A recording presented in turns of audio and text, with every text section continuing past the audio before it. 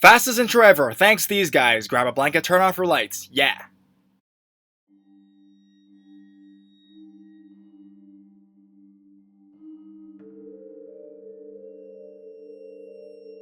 Special Ghost Story. Hello. I've always wanted to submit a story to you, and I guess here's my chance.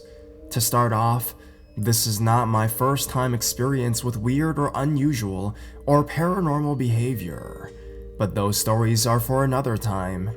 In early 2014, me and my family moved to Texas looking for a better life, coming my original home in New Orleans, Louisiana. This took place about a year later, mid-October. The night prior to this incident, I was binge-watching horror movies and spooky videos. This may not seem important now, but it will soon. After a while, I decided I needed to go to sleep because of my constant yawning and the fact that I had to go to school tomorrow and did not want to be exhausted because of a major test I had the next day. I drifted to sleep, but it seemed as if as soon as I fell asleep, I woke up again, and for not without a reason, but because I could hear screams and cries invade my peaceful dream I was having. It was 3 a.m. My eyes opened slowly, blurry at first, but then shooting open as I heard another scream, this time closer. The screams were repetitive and constant and went up and down the street as if being dragged by someone or chased. I couldn't process whatever was happening in my half-awake state. I soon slowly got up and walked over to the window and tried to look out, but saw nothing but the screams and sneers of dogs continued. The way our house was set up is, when you came through the front door, to your right is me, parents' room, and if you turn left, you'd see the kitchen, which you'd pass to the living room, then my room, and my siblings' and bathroom. My room, lucky for me, was right in front of the back door, right next to a window opening up to the street. As I finished gazing out the window, I crept to the door to make sure it was locked. As I stood there, the screams traveled in a matter of 1 second, from the street to sounding like there was someone screaming right at that very door. The voice screamed for them to let them in. Just as I was about to, I looked out the peephole to see no one there. The door handle jiggles, and the screams suddenly stop, as well as the dog sneers almost immediately. I stand there, trying to puzzle everything together. I turn around and head to my room. I lay there, questioning everything that just happened, but soon dismissing the whole thing. Remember earlier when I said that me binge-watching horror movies was gonna be important? Well, this is, because I convinced myself I was in a nightmare and it wasn't real. But I soon came out of my daydream into reality the next morning. Me and my siblings woke up for school the next day, and as we were eating breakfast quietly, my sister blurts, "So, did you hear that screaming last night?"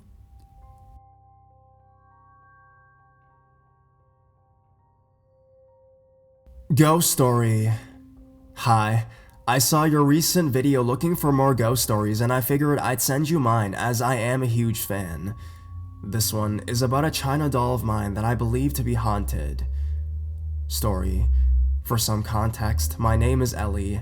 I am a 14-year-old girl, but my experience took place when I was about 10 or 11.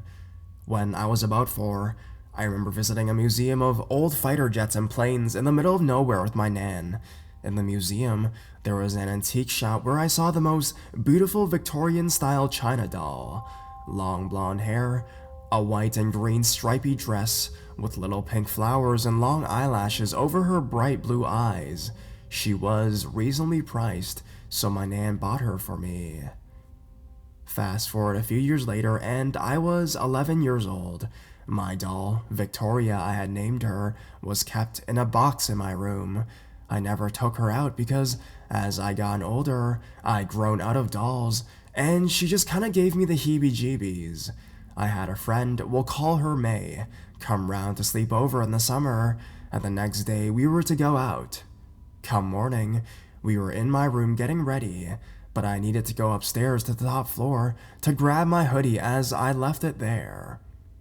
When I returned, I found May almost falling over, completely white-faced, with a look I can only describe as disbelief on her face.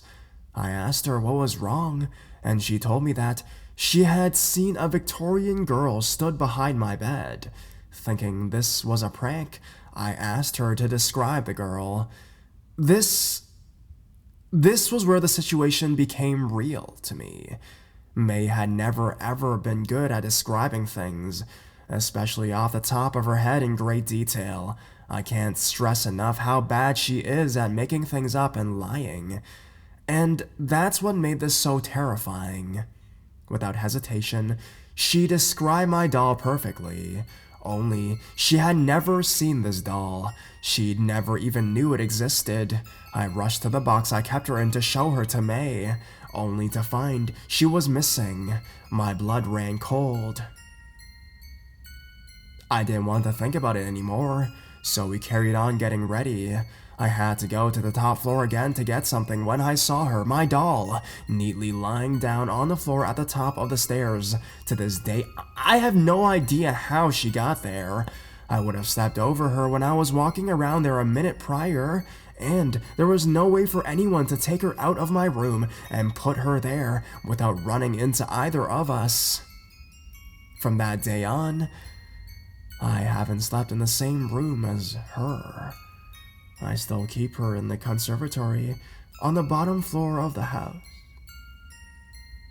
A few other weird things happen with that doll, for example. In December that same year, my friend cracked the doll's leg, and I had to wait a few days for my granddad to come over and fix her. While she was broken, I'd hear what I can only describe as thunder, a deep, rumbling noise coming from the conservatory. One of the nights, I was home alone, and I can't even describe the fear I felt when I heard the rumbling. It was vicious, it was loud, as if it was getting closer. It made me nauseous and even gave me a headache. I don't know what it was about it, but I knew it was angry at me.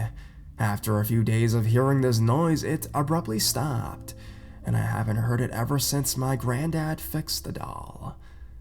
I still have her in my conservatory 4 years later, and when I am in that room, I can feel her eyes on me. Not just the cliche feeling you get with creepy dolls, where you're being stared at. It's like I'm being eyed up, as if I'm prey, and she's getting ready to attack. So, that was my ghost and paranormal experience. I hope you found it interesting. Wishing you and your channel the best. Ellie.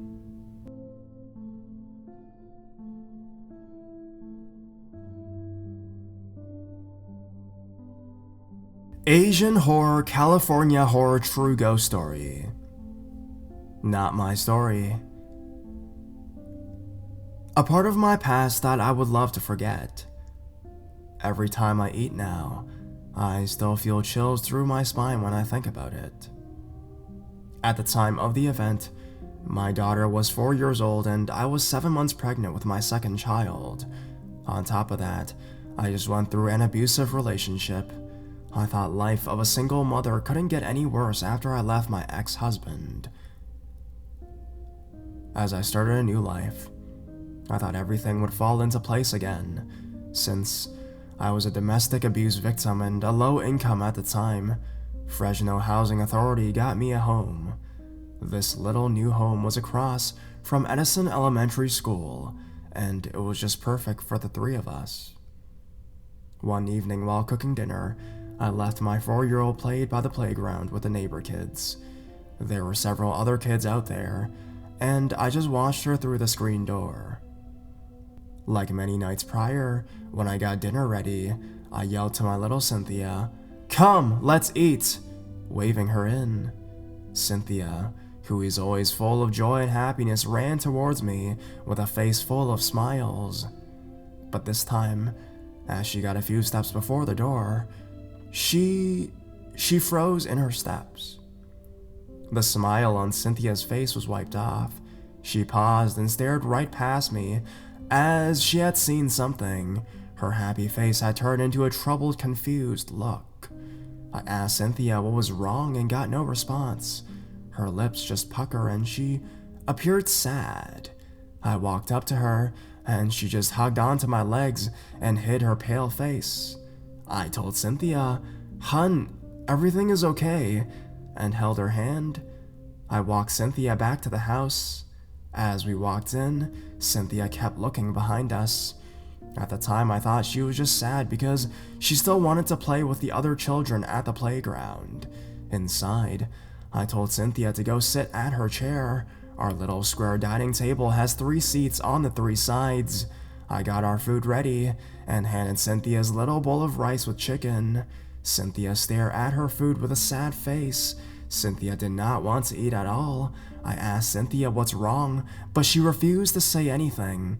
Her lip just puckers out, with her eyes heavy, filled with teardrops, just waiting to roll down her cheeks. I felt bad for not knowing what's wrong. I had my pregnancy occupying my mind, but Cynthia is my baby at the moment. She needed me, so I got up and held Cynthia in my arms. I asked Cynthia, "What's wrong, honey?" And her tears made a slow stream down her face. In my arms, Cynthia whispered, "I need my daddy." At this point, I was sad.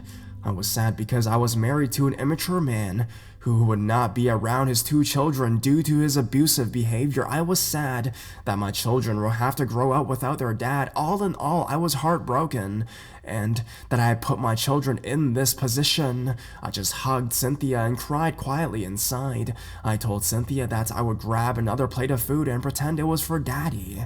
After that, Cynthia agreed to eat her food while gazing at the empty seat.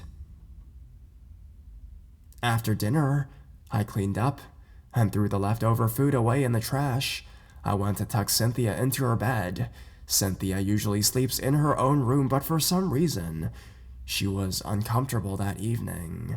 I remember asking Cynthia what's wrong again that night. Cynthia said, "I'm scared, Mommy." I was confused and asked why. Cynthia then said, "That's not Daddy. I miss Daddy." Me being confused again and asked, "Who's not Daddy, hun?" Cynthia replied, "The hungry grandpa at the kitchen." My heart just dropped, and a cold chill went down my spine. I told Cynthia, "Quit being silly. There's nobody but us," as a cold chill filled the house. Then, a loud crash came from the kitchen. Cynthia and I both startled. I jumped up a little. I think my unborn son at the time was startled too. I remember him kicking hard inside of me. It sounded like something had tipped over. My heart started to beat extremely fast. I told Cynthia to stay put and that it's nothing. Trying to be tough and shrugging it off, but in my mind I was scared shitless. I knew something wasn't right, but I had to be brave for my daughter. As I walked out of Cynthia's room towards the kitchen, Cynthia said again, "Mommy, that's not Daddy." In my mind, I just wanted to tell Cynthia to shut up and not remind me. I turned around and told Cynthia that it's nothing, with a fake smile on my face. I knew it's not her dad, but I have to see what it was. I turned all the lights on as I approached the kitchen. My heart kept pounding faster, and my breathing became faster, louder, as if I'm running out of breath. As I made my way into the dark kitchen in the corner, laid my flipped-over trash bin. The trash is all over the floor between me and the wall that had the light switch. As I turned around in the semi-lit kitchen room, I heard a munching noise to the right of me. I tried holding my breath to keep myself quiet. In my mind, I knew not to turn that way, but for whatever reason, I still turned to my light. There, my heart dropped to pieces, voice collapsed, and a more terrified moment than any beating I have ever gotten from my ex-husband. I was staring at an older Hmong gentleman, his clothes torn and dirty, soiled in mud, him thin and hungry, his head full of gray hair, eyes so wide, and pupils so black that it stared through me. His eyes, his face was gray and blue in this semi-lighted area, him crouching low, with thin twigged fingers holding a half-eaten chicken wing that I had thrown in the trash earlier. I just stared, speechless beyond words could describe, so terrified that I started to have contractions. I didn't know if I'd pissed on myself or it was my water that broke as the fluid drizzled down my legs. I held my breath and backed away from the kitchen, telling myself it's not real. Once I was far enough away from the kitchen, I ran to my daughter and got her out of the house. I ran to another house next door, who is a distant relative of my mom's. I cried to my neighbor and her husband. I told her what had happened, but due to the bad contractions and my wetting myself, they took me to the hospital. My neighbors were shamans, and they said they will take care of whatever I saw in my home. After the trip to the ER and back home, I was told by my neighbors and parents that when I yell out, "Come, let's eat," it's an open invitation to everyone and everything out there. I was told to just call my daughter by name next time, and only ask her to come home instead of an open invitation.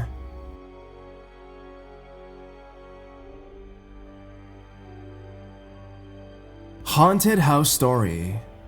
Hi, this is a story I would like to submit. It's not mine, however, it is my dad's. Hopefully you will include it. It's a type of ghost story. Here it is. My dad and his then girlfriend, let's call her Sophie, went to go visit their friends down somewhere in Washington state. They were a married couple, I'll call them Anna and Mark, who had recently moved into a house. As soon as my dad and Sophie arrived at the house, my dad felt uneasy, like something wasn't right. He felt physically sick. He decided to go into the backyard to get fresh air after the long car ride. Sophie and Anna joined him. My dad confessed that he felt uneasy about the house for some reason. Anna then decided to explain that a girl who died decades ago from a disease supposedly haunted the house they just bought. Sophie and her laughed, but my dad tried to too, but it wasn't a settling feeling. After going back in and some time passed, the four of them decided to watch some TV, so my dad got up to turn it on. As soon as he did that, the TV immediately turned off. He turned it on again, only for it to turn off. After his fifth or sixth attempt, the TV finally stayed on, but only for the channel to switch to a white blank screen. Soon, a terrible static, screeching noise came from the TV before turning back off. Anna and Mark laughed it off, blaming it on new wiring or faulty cable. When I got later, and it was just Anna, Sophie, and my dad in the kitchen talking, the kitchen sink turned on all by itself. They all looked at it, and before one of them could turn it off, it caught flame. My dad was freaked out and decided it was time to go to bed with Sophie and tried to forget about the weird happenings. Later in the middle of the night, when Sophie and my dad were sleeping, he woke up to the sound of giggling and feet running up and down the hall. He thought nothing of it, due to the fact Mark and Sophie had a 3-year-old son at the time. He chose to ignore it, but then the doorknob started shaking and twisting. He woke up Sophie, who was only half asleep. She could hear it too, and by then, she was convinced this house was haunted. The doorknob kept twisting, and soon they could hear it creak open slightly. Before either could catch a glimpse, it suddenly slammed shut and footsteps could be heard fading away. The next day, my dad and Sophie confronted Anna and Mark and asked if it was their son was running up and down the hallway last night. Anna looked confused, and Mark replied, "How could he? He was sleeping in our bed the whole night." Just when things couldn't get any weirder, the four of them were sitting in the kitchen when they heard a cry. My dad and Sophie didn't know where it was coming from, but Mark and Anna recognized it as their son. They ran into the house trying to find where the crying was coming from.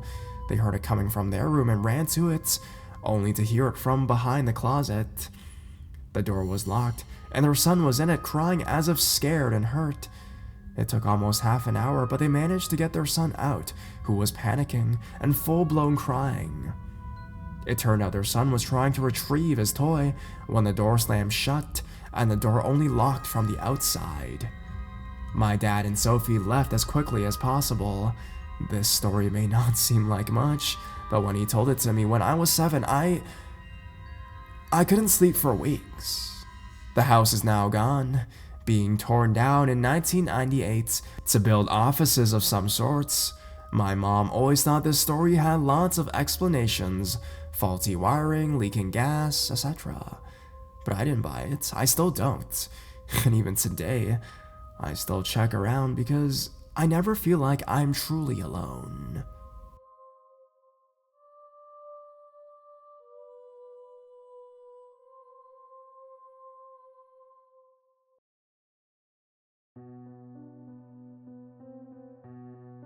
Goose Creek, South Carolina. This all happened on the summer of 2011, early July till the end of November 2014. It was June of 2011, and my dad's father passed away. Note, he was a very cruel man and abused my father and my father's mom frequently. He was drunk most of the time, and at one point almost killed my dad's mother by shoving a broomstick in the most utter place on the body because she refused to have sex with him after she just got out of the hospital due to her getting beat by him. So, out of sympathy, my dad brought his dad's ashes home. After all, that was his father. From there, things around the house started to go downhill. My dad had a dream of his father choking him the day he came home with the ashes, and my mom said she saw someone standing beside her that night. I was 11, turning 12 in July. After my birthday, things began to go downhill, not only with me, but with my family. My dad began to drink heavy. My mom and dad always argued, and the house was more hostile than was welcoming like before. The months passed, and when school kicked off in August, shit began to hit the fan.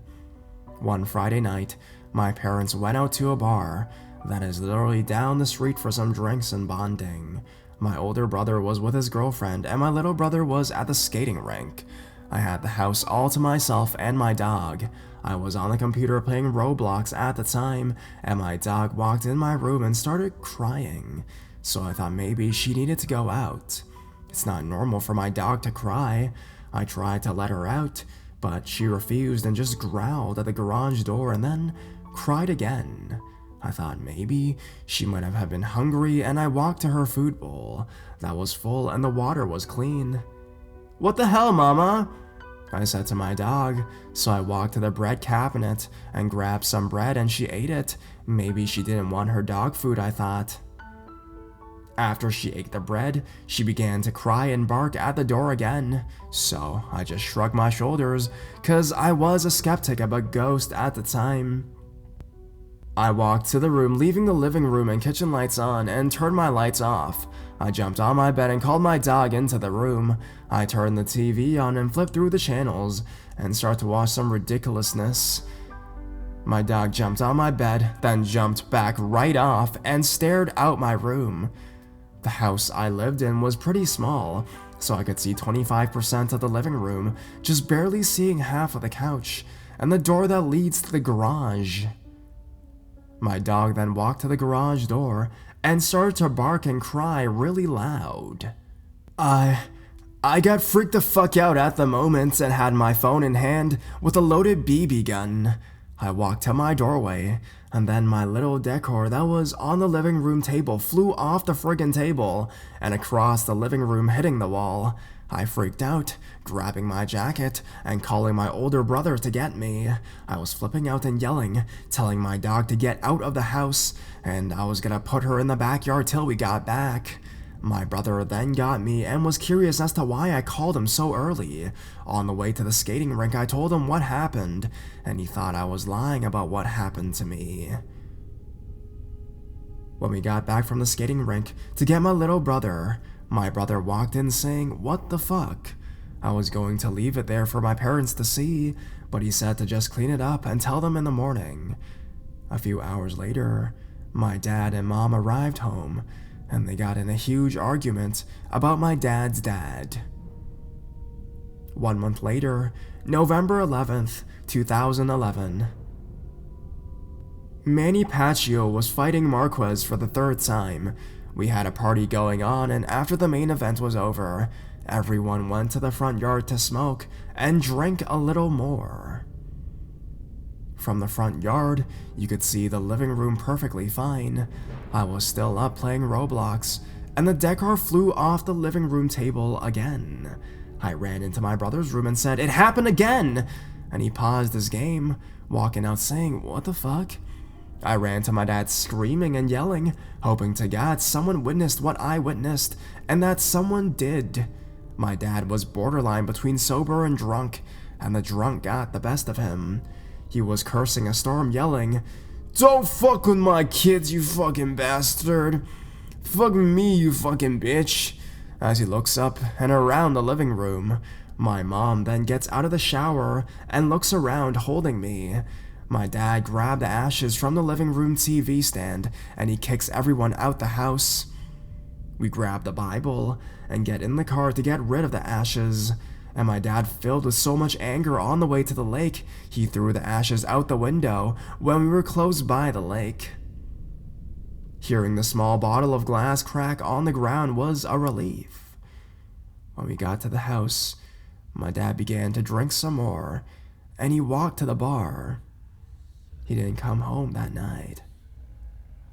As school was coming to an end, the ghost, or whatever it was, that was terrorizing my family didn't. My dad woke me up early on a school day and told me if I didn't clean the living room and kitchen, he was going to kick my ass. So that day, when I got home from school, I began to clean before he got home. I was vacuuming the kitchen and began to get a super weird feeling. A feeling that everyone has had before. It's almost like a sixth sense. I felt like someone was watching me. I stopped singing and looked behind me. I saw an old woman.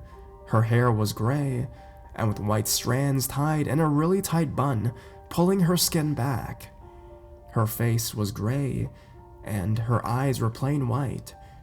Her hands placed on her belly button, and the black tight corset with the white bottom line dress scared the living shit out of me.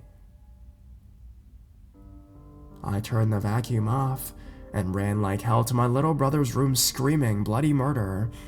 I left the vacuum on the floor until my dad got home, and he asked why I left the vacuum on the floor, and he thought I waited till last minute to clean. I never told him about what I saw that day, and never planned to do so. Months later, my mom and dad began to argue more frequent, and my brothers and I saw shadow people. When I cleaned, I could see them by the garage door sometimes, and by the kitchen window. My brother claimed he saw an old man walk into his room when his friend and him was in the kitchen making sandwiches. The old man pointed at my little brother and his friend, and then acted like he was cutting his neck, and then walked off into the bathroom. Eventually, my mom and dad got a divorce, and it was a bad one.